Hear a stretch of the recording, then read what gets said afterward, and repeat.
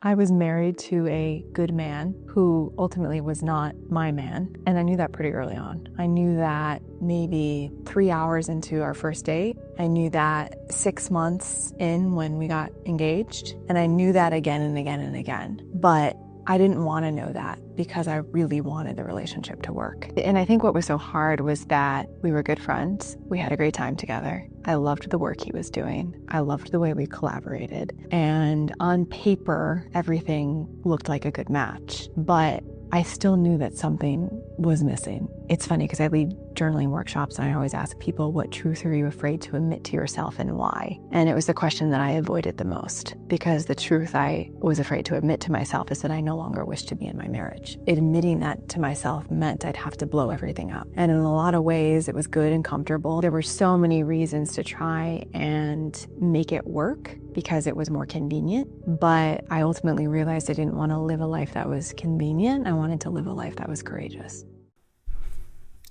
Up. You think that's what happened?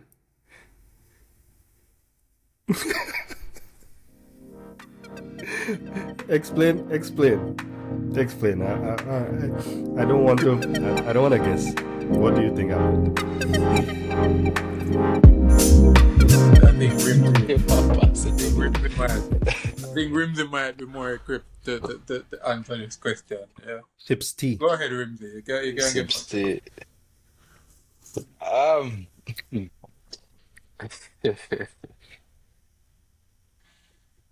me reacting to it is very funny because I mean I think we see this happen every day where I mean she said it there, she wanted the relationship, she wanted the bells and whistles.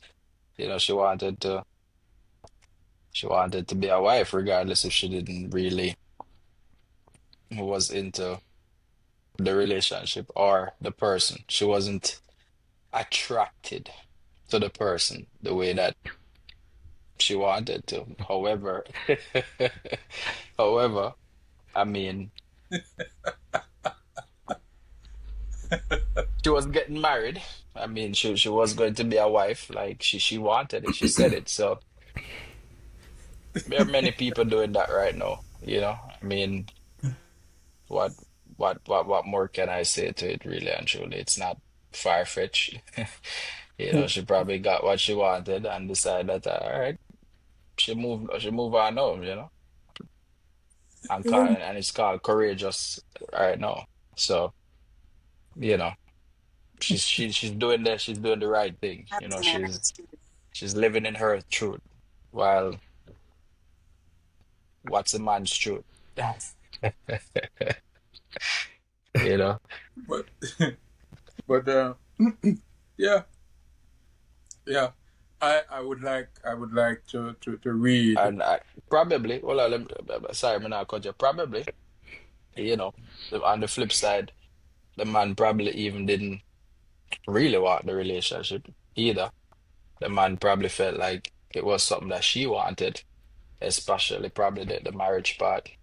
I mean, that's another story. That's another topic. But many men go along with that process because they feel like it is what the woman wants, and they feel like, all right, I find a good woman after a while. If I don't marry her, that she may leave me because of obviously that's the next step to matriculate to. So, he probably deep down didn't want it, but felt like, let me do the right thing.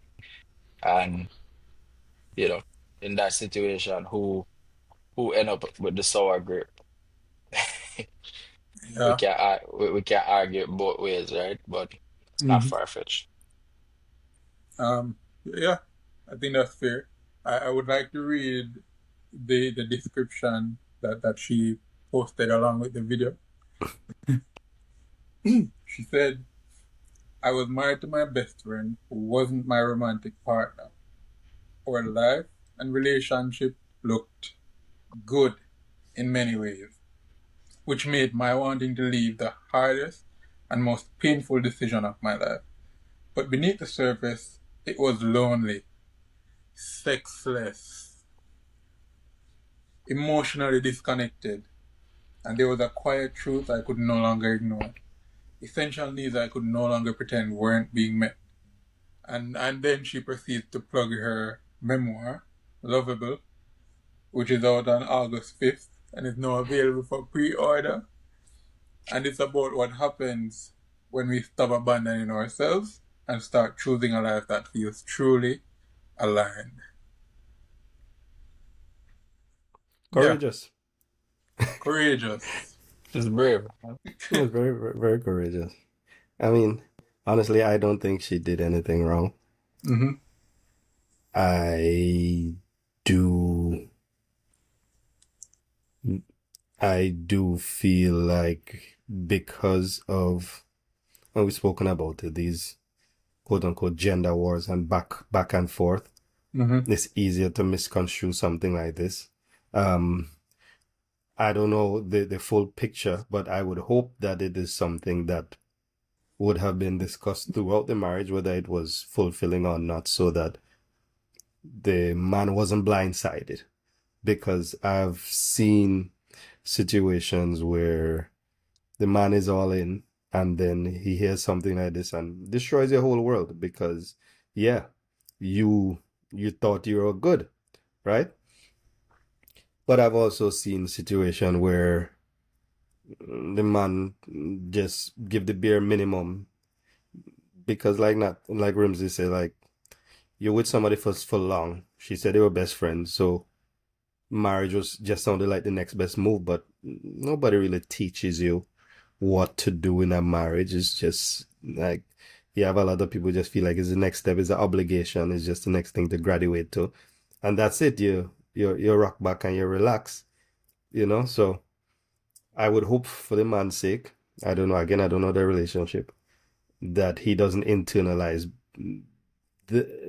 that not being the good fit doesn't mean that you're not good enough, right? And somebody could have reality, somebody could have all the qualities of the ideal person on paper, but you just don't have the spark. You just don't have the spark.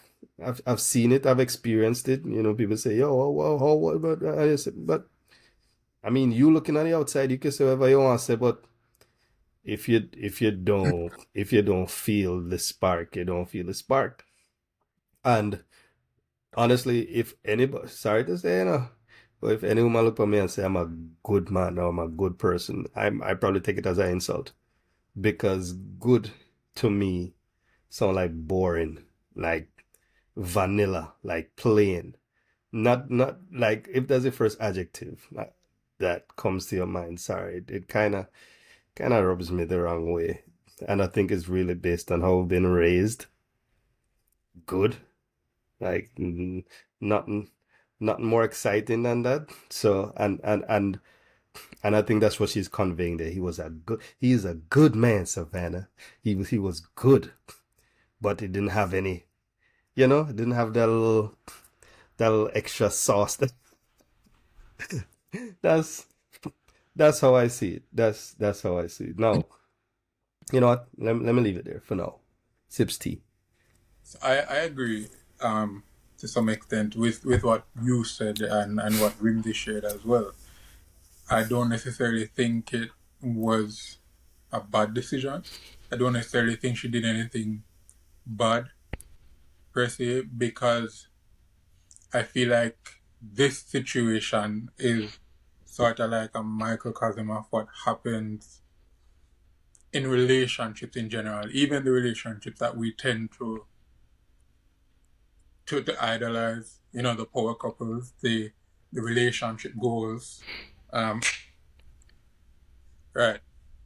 The relationship goals, mosquito, the relationship goals and all of that. So I feel like this is a good point to talk about in relationships, and I've said this before in other conversations I've had. Relationships are very cutthroat. Relationships are very cutthroat. In order for you to find love, it usually means that you are breaking someone else's heart. For you to, when you make a decision to love someone, you are essentially closing off all of the other possibilities. That is if you intend to be, exclusively committed to that one person. But you are closing off those possibilities and you are telling yourself, all right, this is the person I will be devoted to and committed Yeah. to. And I feel like that's not something people necessarily focus on a lot. That sacrifice, we often just romanticize it and say, oh, we're so in love and all of that. Yeah. But the thing is, I feel like relationships and how we do relationships is a little bit contradictory. Mm. So when you decide to enter a relationship, and I'm talking in the conventional sense because no two relationships are alike, but Right. the contemporary relationship is one where you agreed to be with this person and that's about it. Meaning there's no communication. There is no, like, the relationship doesn't start with what do you expect? What do I expect? How do you view love? How do I view love? What's your love language? What do you view as intimacy and all of those things? It's just more often than not, it's this unspoken rule that we assume the other person should know how to meet our needs and all of those things. But you don't have those very frank conversations. So yes, you closed off to everyone else, but the one person you're supposed to be with, or the one person you say you're going to be with, is the person you talk to the least. And when I say talk to, I'm not talking the day to day, how your day going. I'm talking the very painful or the very uncomfortable conversations, right? There's a concept I believe in. The moment I heard about it, it's something I've tried to employ. It's the notion of being single together. And what that means is you're not losing your individuality. You are, the relationship should be an incubator for you to grow as an individual, but understanding that if both of you grow as individuals, the relationship is also going to be strengthened, right? Mhm. Not one person losing themselves for or in another person so that one person becomes stronger and better while another person sacrifices, right? So there are things you love and there are parts of your identity that might never change or go away. And these are things that need to be communicated. These are things that that the other person must understand are valuable and find the ways to support you. Because if you are not happy, if you're not comfortable, that sort of spills over into the relationship and the satisfaction that comes in the relationship. So, like I said, I feel like it's kind of contradictory. We enter relationships, but we don't really talk to the person. And it's because of the fear that if we are most vulnerable or we tell the person all of these things, then they might have a one-up or they might weaponize it against us and all of these things. Something I feel this situation shed the light on as well is the idea that there are no guarantees in relationship. It's about consistently showing up every day until you decide not to. This woman described her partner as her best friend, and she described it as a perfect relationship. And if you can describe something as a perfect relationship, but still in the same breath want to leave that perfect relationship, what does it say for us mere mortals who Perfect don't relationship necessarily don't mean experience that? perfect partnership. No, it Perfect doesn't. partnership, It perfect doesn't mean it. relationship. Because look, most people like have a 6-figure job in corporate, get everything, meet all their needs and all that, and they say, you know what, may I give up all of that because I'm going to entrepreneurship.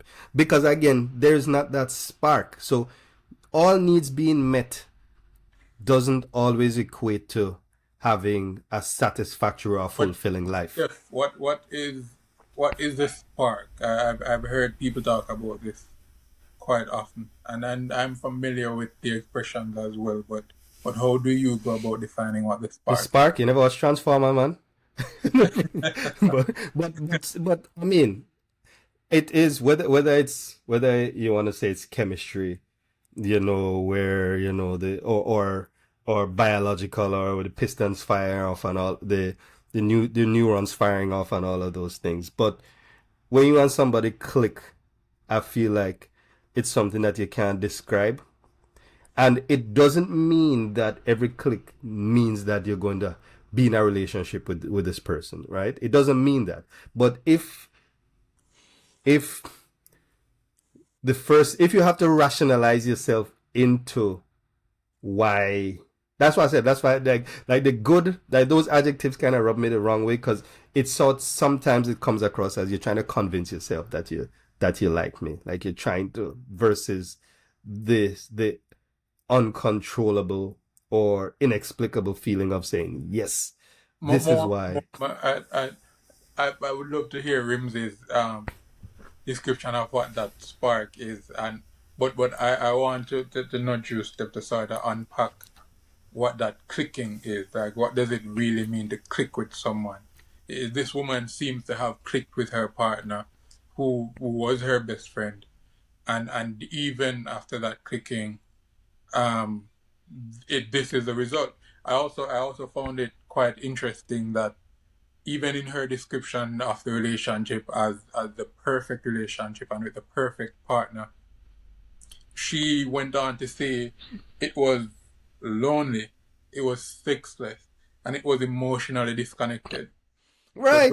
those already, there is conflict between what she perceives the relationship as Well, versus what the well, reality of the relationship was. she said a perfect relationship, not a perfect marriage. A marriage is Mm-hmm. something else. Marriage is an agreement Mm-hmm. between two people, right?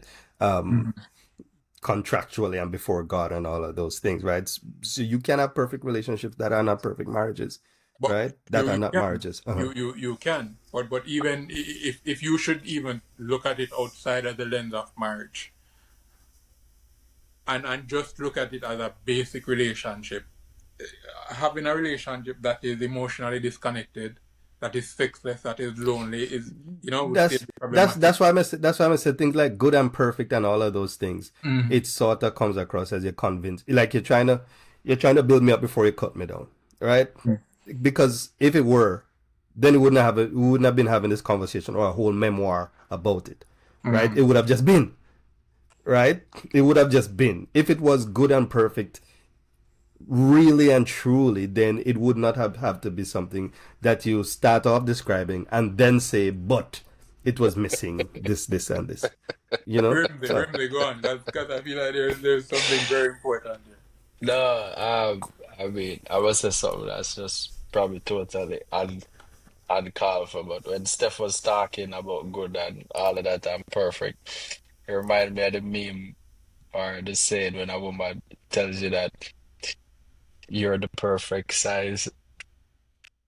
dead, dead, You're telling me, dead. Exactly. You understand what I said? yeah. Perfect fit. It's like perfect fit. It's like I don't know any man who would like to hear that. Thank you very much. Thank you very much. Yeah, Thank that you. perfectly captured it. Yeah. That's one of Yeah, the one times where you be like, it, it's perfect. like perfect. Like yeah, but I listened to all of this and to Natu's question, the spark. Listen, everybody can have a different spark, and the thing with spark is the spark can wear out. That's why you have to change the spark plug them. Yeah, that's why you have to change the spark plug them. You Oh, understand? good. Because when the spark wear out, it just gone, and it can be worn out for many reasons. It can be time, it can be familiarity, it can be just what used to spark you don't spark you no more. Something else spark you. You change. So, and exactly, you change. So, a spark can be anything, to be honest with you. Like I feel there's just this blanket thing over relationships, and I feel like we should just get away, just get rid of this blanket that it's placed on relationships, and everybody should pretty much just make their relationship their own, Whatever work for you, and make it work for you. whatever work for you, just make it work for you, and just communicate that with each person. Because guess what? You see, like for me, like I many things have changed about me during the years. I remember there was a time where straight up I would not I in my younger days, if I knew that a girl wasn't a virgin, I wouldn't talk to her. Like she wouldn't be my girlfriend. Real talk. I wouldn't consider her my girl. I wouldn't take her seriously if I wasn't her first. Right? There's a point where I just wanted all virgins. That completely changed where there was a point where I didn't even want any virgin to talk to me. If you're a virgin, stay away from me. Right? So, I mean, Plain talk, bad manners. people change, things change, your likes change as you get older in a relationship. And if you and somebody are in a relationship or partnership, whatever it is, I feel like whenever something is being changed, you should always communicate that, both of you guys. Yeah, they should be the Because first to know. I, the truth is life is already difficult. Being with somebody is even more difficult. You're literally switching up your whole life to fit in with somebody else's life. How you sleep, how you eat, how you shit, how you brush your teeth when you choose to go and mesh with somebody. So, I mean, in terms of what spark you need to be honest, because at that point you can determine if this makes sense or if this should continue or if I can cope with this. Which is why, as I even talking about this, it remind me when we had that conversation, and we said should relationships come with a 5 year or Contract. 10 year contract renew or whatever. Because when you really think about it, is things change. Things mm, change, and who I might have been that you may have fell in love with, it's probably not who I am 10 years later, and vice versa. And there, there probably may be no spark at all, um, you know? So I look at things completely different. Like, yeah. So for me, I think the spark is the desire below the foundation of the relationship. And what I mean by that is I feel like as humans we are just naturally prone to inconsistency at different periods of our lives, and that can be reflected in how we choose to love. And because of that nature, the way we start loving isn't the way we continue loving. And sometimes it requires a sort of renegotiation, to say, all right, this is how I'm capable of loving you right now. The spark for me that separates you simply liking someone and choosing to pursue a relationship with them when all things are well, when all things are good. I feel like the spark is the desire to want to try to love somebody again, and a persistent desire to wanting to just try again. Anybody can get into a relationship, given enough time, anybody can fall in love. But it takes a special thing to want to continue loving somebody. So when you fall out of love, that at that the point at which most people decide, all right, we are different people now. You were the perfect partner for me for the past 10 years, for the past 5 years. But I'm somebody different now, and you're somebody different now. And I don't feel like the way I want to love. I don't feel like you represent the person I want to love at this current stage in my life. And so for me, the spark is I recognize that I'm somebody different now. You are somebody different now, but I still want to try to love you. You know, it goes beyond just looking at, or sort of like Steph said earlier, sort of rationalizing your feelings against pros and cons. I feel like it's you can't logic your way into the spark. You can't say, well, this is a good person, this is a good man. You can't even say this is the best woman I've had since, or this is the best man I've had since, because the best you've had since may not be the best you can get. And for this woman, I actually applaud her, because a lot of persons in her Sponsored by Gillette. Sponsored by Gillette. The best a man can. Indeed. I actually applaud this woman, because a lot of persons in her position, there's two sides. I imagine if the man was not on the same page, um, this might have been a very heartbreaking and world-shattering event for him, because your best friend, and oftentimes what happens in relationships is that when you lose a partner, you tend to lose a friend as well. And so when you leave a relationship, you're not just mourning the fact that this was somebody you love, but you're also mourning the fact that this was somebody you had a friendship with. And so you end up mourning those two things. So the other side is perhaps the man was crushed by this, or like Rimsey said, maybe he wasn't, in it the way she was, and no pun intended.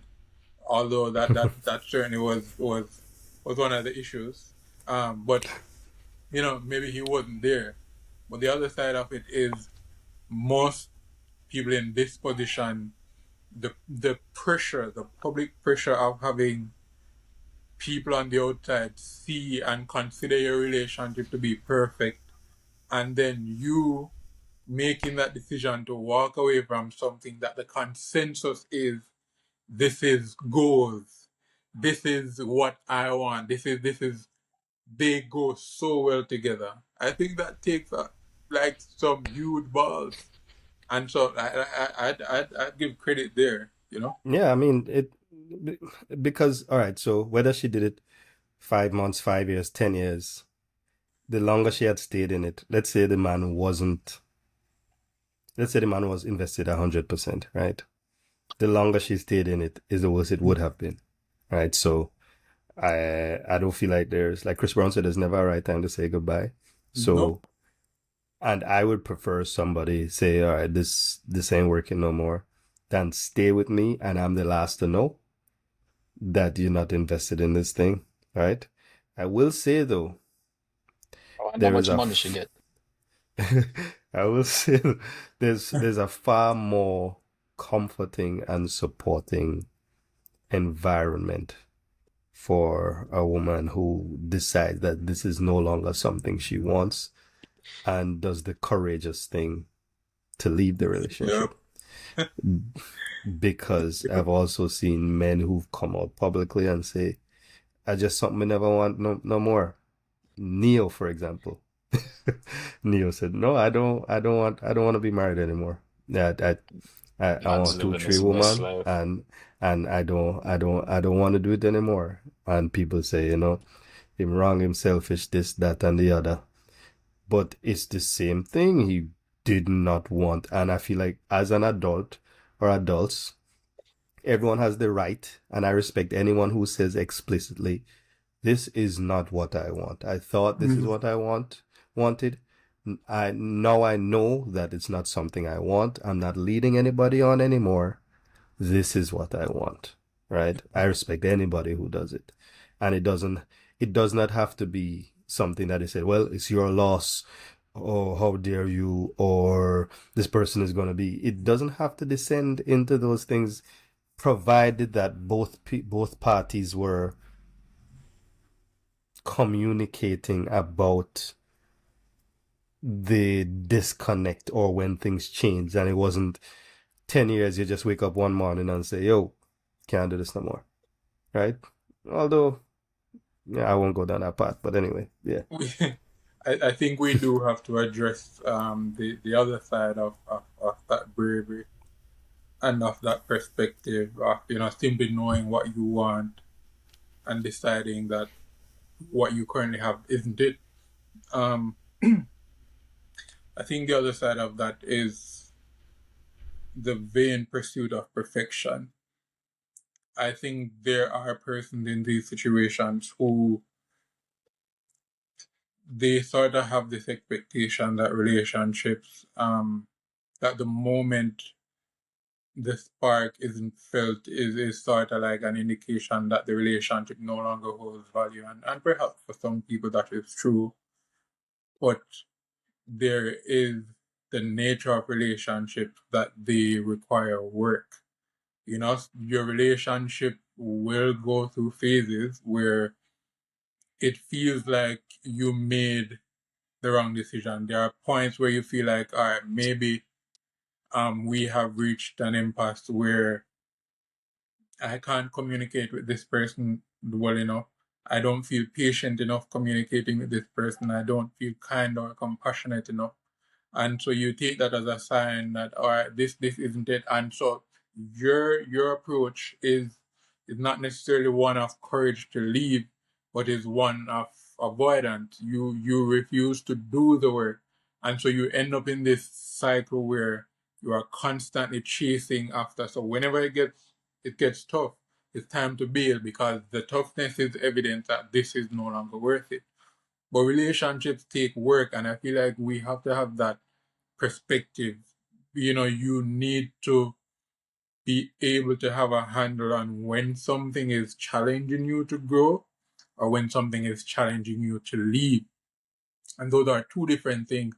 And I feel like we often get them confused and end up in this constant pursuit of perfection, which from the outside, from her word, this woman seems to have experienced on some level. This was perfect. I don't imagine before getting married, she thought the relationship would have been this, because you're marrying your best friend. That is the narrative. That's the story most people want to have. That's a fairy This is tale. my best friend. This is a good man. This is a good woman, and I'm marrying her. I don't imagine that at the start she considered that however long in they were, she would be thinking about divorce. And it's also, it speaks true to the saying, not all that glitters is gold. Sometimes even somebody who seems and somebody who appears perfect for you, a relationship brings you closer to that image. And that's the thing. There's this quote that, something about being in a relationship is getting close enough to see someone's flaws and choosing to work through it. Because once you're at a distance, it's easy to see a woman.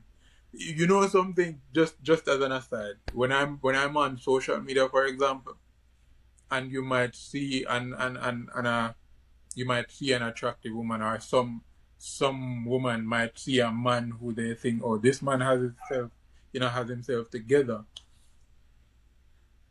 Temper those ideas with the fact that whoever you're looking at, they are a headache to someone. Whoever you're looking at, they are a nightmare to somebody else. This idea of perfection is flawed, ironically.